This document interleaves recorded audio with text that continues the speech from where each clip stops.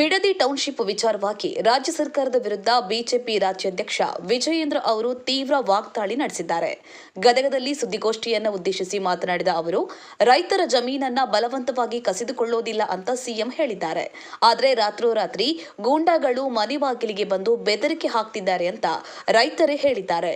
CM ಕಪಟ ನಾಟಕ ಆಡ್ತಿದ್ದಾರೆ.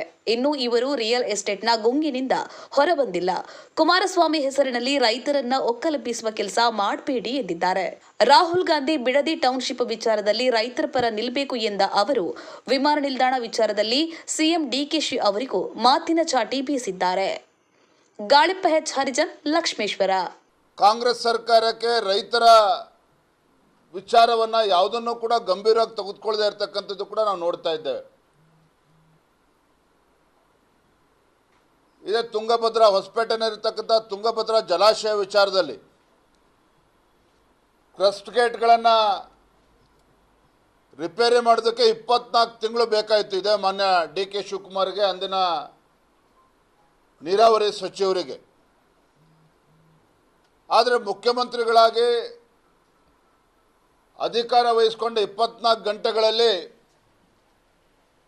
ಬಿಡದಿನಲ್ಲಿ, ಬೆಂಗಳೂರಿನ ಬಿಡದಿನಲ್ಲಿ ರೈತರ ಫಲವತ್ತಾಗಿರ್ತಕ್ಕಂಥ ಜಮೀನನ್ನು ಕಿತ್ಕೊಳ್ತಕ್ಕಂಥ ದುಸ್ಸಾಹಸಕ್ಕೆ ಕೈ ಹಾಕ್ತಾರೆ.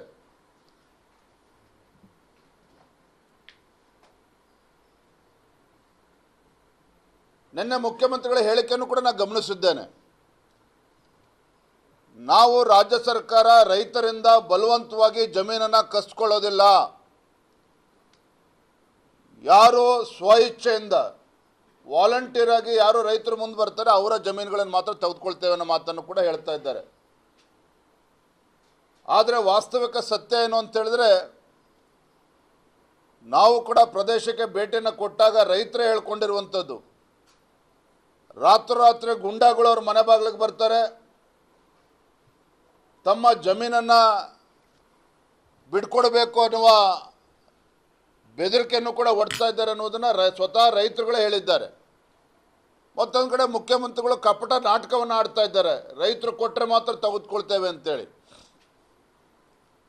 ಹಾಗಾಗಿ ಎಲ್ಲೋ ಒಂದು ಕಡೆ ಮುಖ್ಯಮಂತ್ರಿಗಳ ರಿಯಲ್ ಎಸ್ಟೇಟ್ ಧೋರಣೆ ಏನಿದೆ, ಮುಖ್ಯಮಂತ್ರಿಗಳಾದ್ಮೇಲೂ ಕೂಡ ಆ ರಿಯಲ್ ಎಸ್ಟೇಟ್ ಧೋರಣೆಯಿಂದ ಹೊರಗೆ ಬರದೇ ಇರತಕ್ಕಂಥದ್ದು ಸ್ಪಷ್ಟವಾಗಿ ಗೊತ್ತಾಗ್ತಾ ಇದೆ. ಹಾಗಂತ ಹೇಳಿ ನಾವು ಸ್ಯಾಟಲೈಟ್ ಟೌನ್ಶಿಪ್ಪನ್ನು ವಿರೋಧ ಮಾಡ್ತೀವ? ಖಂಡಿತ ಇಲ್ಲ. ನಾವು ಅವತ್ತನ್ನು ಕೂಡ ಸ್ಪಷ್ಟಪಡಿಸ್ತಾ ಇದ್ದೇವೆ, ರಾಜ್ಯದ ಮತ್ತು ದೇಶದ ಕೈಗಾರಿಕಾ ನೀತಿಗಳು ಸ್ಪಷ್ಟವಾಗಿದ್ದಾವೆ.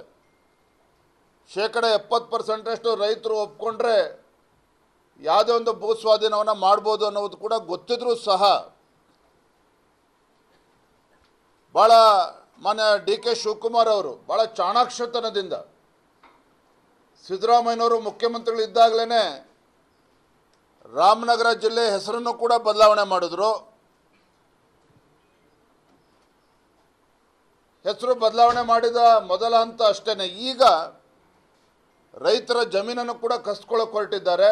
ಬಿಡದಿ ಟೌನ್ಶಿಪ್ಪನ್ನು ಉಪನಗರದ ನೆಪದಲ್ಲಿ ಅಲ್ಲಿ ರೈತರೇ ಮಾತನಾಡ್ತಾ ಇದ್ದದ್ದು ನಾನು ಕೇಳಿದ್ದೇನೆ. ಮುಖ್ಯಮಂತ್ರಿಗಳು ಸಾವಿರಾರು ಎಕರೆ ಜಮೀನಿನಲ್ಲಿ ಒಡೆಯರಿದ್ದಾರೆ, ಅವರೇನೆ. ಅವರ ಬಂಧು ಬಳಗದವ್ರು ಎಲ್ಲರೂ ಕೂಡ 100 ಎಕರೆ 1000 ಎಕರೆನ ಇಟ್ಕೊಂಡಿದ್ದಾರೆ. ಸಣ್ಣ ರೈತರು ಹೊಟ್ಟೆ ಮೇಲೆ ಹೊಡಿತಕ್ಕಂಥ ಕೆಲಸ ಮಾಡೋದಕ್ಕೆ ಹೊರಟಿದ್ದಾರೆ ಮುಖ್ಯಮಂತ್ರಿಗಳು ಅನ್ನೋ ಆರೋಪವನ್ನು ಕೂಡ ಸ್ಥಳೀಯ ರೈತರು ಹೇಳಿರುವಂಥದ್ದು ಕೂಡ ನಾನು ಕೇಳಿದ್ದೇನೆ. ಹಾಗಾಗಿ ತಮ್ಮ ಮುಖೇನ ಈ ರಾಜ್ಯದ ಮುಖ್ಯಮಂತ್ರಿಗಳಿಗೆ ನಾನು ಮತ್ತೊಮ್ಮೆ ಆಗ್ರಹಪಡಿಸ್ತಾ ಇದ್ದೇನೆ, ರೈತರನ್ನು ಒಕ್ಕಲೆಬ್ಬಿಸುವಂಥ ಕೆಲಸ ನೀವು ಮಾಡಬೇಡಿ. ಹಿಂದೆ ಕುಮಾರಸ್ವಾಮಿ ಮುಖ್ಯಮಂತ್ರಿಗಳಿದ್ದಾಗ ಪ್ರಾರಂಭ ಆಯಿತು ಅಂತೇಳಿ ನೆಪ ಒಡ್ಡಿ ಕೋಟ್ಯಾಂತರ ರೂಪಾಯಿ ಬೆಲೆ ಬಾಳ್ತಕ್ಕಂಥ ರೈತರ ಜಮೀನನ್ನು ಕೃಷಿ ಚಟುವಟಿಕೆಗಳಿಗೆ ಯೋಗ್ಯವಾಗಿರ್ತಕ್ಕಂಥ ಜಮೀನನ್ನು ಕಸಿದುಕೊಳ್ತಕ್ಕಂಥ ದುಸ್ಸಾಹಸಕ್ಕೆ ಕೈ ಹಾಕಬೇಡಿ. ರೈತರ ಶಾಪಕ್ಕೆ ನಿಮ್ಮ ಸರ್ಕಾರ ಬಲಿಯಾಗಬೇಕಾಗ್ತದೆ ಅನ್ನುವ ಎಚ್ಚರಿಕೆಯನ್ನು ಕೂಡ ನೀಡ್ತಾ ಇದ್ದೇನೆ. ಇದ್ರ ಮಧ್ಯೆ ರಾಹುಲ್ ಗಾಂಧಿ ಅವರು ಎಲ್ಲಿದ್ದಾರೆ? ವಿದೇಶ ಪ್ರವಾಸದ ಬ್ಯುಸಿಯಲ್ಲಿರ್ತಕ್ಕಂಥ ರಾಹುಲ್ ಗಾಂಧಿ ಅವರು ದೇಶದ ಬೇರೆ ಬೇರೆ ಭಾಗದಲ್ಲಿ, ಪ್ರಪಂಚದ ಬೇರೆ ಬೇರೆ ದೇಶಗಳಲ್ಲಿ ಫೋಟೋ ಆಪ್ ಮಾಡ್ತಕ್ಕಂಥ ರಾಹುಲ್ ಗಾಂಧಿಯವರು ಹಿಂದೆ ಭಾರತ್ ಜೋಡೋ ಯಾತ್ರೆನೂ ಕೂಡ ಮಾಡಿದರು. ಹಾಗಾಗಿ ಮಾನ್ಯ ರಾಹುಲ್ ಗಾಂಧಿ ಅವ್ರಿಗೂ ಕೂಡ ತಮ್ಮ ಮುಖೇನ ನಾನು ವಿನಂತಿ ಮಾಡ್ತೇನೆ, ನಿಮ್ಮ ರಾಜ್ಯ ಸರ್ಕಾರ, ನಿಮ್ಮ ಮುಖ್ಯಮಂತ್ರಿಗಳ ಧೋರಣೆಯನ್ನು ನೀವು ಕೂಡ ಖಂಡಿಸಬೇಕು. ಬಿಡದಿ ಅಷ್ಟೇ ಅಲ್ಲ, ರಾಜ್ಯದ ರೈತರ ರಕ್ಷಣೆ ವಿಚಾರದಲ್ಲಿ ತಾವು ಕೂಡ ರೈತರ ಪರವಾಗಿ ನಿಲುವನ್ನು ತೆಗೆದುಕೊಳ್ಬೇಕು. ಇಲ್ಲಿ ಬಂದು ರೈತರಿಗೆ ಧೈರ್ಯವನ್ನು ಕೊಡುವಂಥ ಕೆಲಸ ಮಾಡಬೇಕು ಅನ್ನುವ ಆಗ್ರಹವನ್ನು ಕೂಡ ನಾನು ಮಾಡ್ತಾ ಇದ್ದೇನೆ. ಮತ್ತೊಂದು ಪ್ರಮುಖವಾಗಿರ್ತಕ್ಕಂಥ ವಿಚಾರ ಅಂತ ಹೇಳಿದ್ರೆ,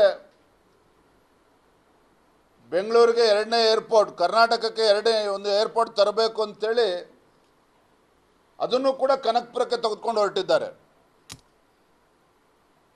ನಾನು ಮಾನ್ಯ ಮುಖ್ಯಮಂತ್ರಿಗಳ ಪತ್ರವನ್ನು ಕೂಡ ಬರೀತಾ ಇದ್ದೇನೆ. ಕನಕಪುರಕ್ಕೆ ಆ ಏರ್ಪೋರ್ಟನ್ನು ತೆಗೆದುಕೊಂಡು ಹೋಗೋ ಬದಲು ತುಮಕೂರು ಆಸ್ಪಾಸು ಏರ್ಪೋರ್ಟನ್ನು ತಂದರೆ ಮಧ್ಯ ಕರ್ನಾಟಕಕ್ಕೂ ಕೂಡ ಅದರಿಂದ ಲಾಭ ಆಗ್ತದೆ, ಉತ್ತರ ಕರ್ನಾಟಕಕ್ಕೂ ಕೂಡ ಅದರಿಂದ ಲಾಭ ಆಗ್ತದೆ. ಕೈಗಾರಿಕೆಗಳು ಬರ್ತದೆ, ಯುವಕರಿಗೆ ಉದ್ಯೋಗ ಸಿಗ್ತದೆ, ಈ ಭಾಗದ ಜನರು ಕೂಡ ಅದು ಅನುಕೂಲ ಆಗ್ತದೆ. ಮತ್ತು ಸರ್ಕಾರಿ ಜಮೀನೇ ಯಥೇಚ್ಛವಾಗೋದಕ್ಕೆ ಏನು ಅವಶ್ಯಕತೆ ಇದೆ, ಜಮೀನು ಕೂಡ ರೆಡಿ ಇದೆ.